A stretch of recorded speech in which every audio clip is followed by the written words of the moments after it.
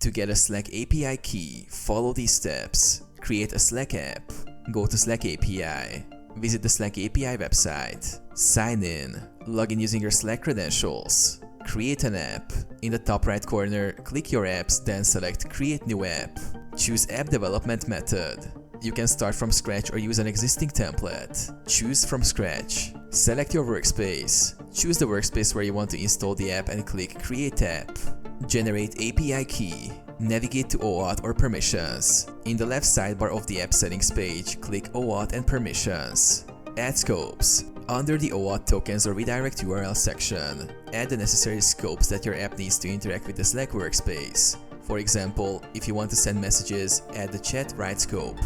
Install the app. Click Install App to Workspace. You'll be redirected to a Slack permission request page. Grant permissions. After reviewing, click Allow. Get API token. Once installed, you will see your OAuth access token on the same page. Use the API key. You can now use this API key in your application to interact with Slack's API.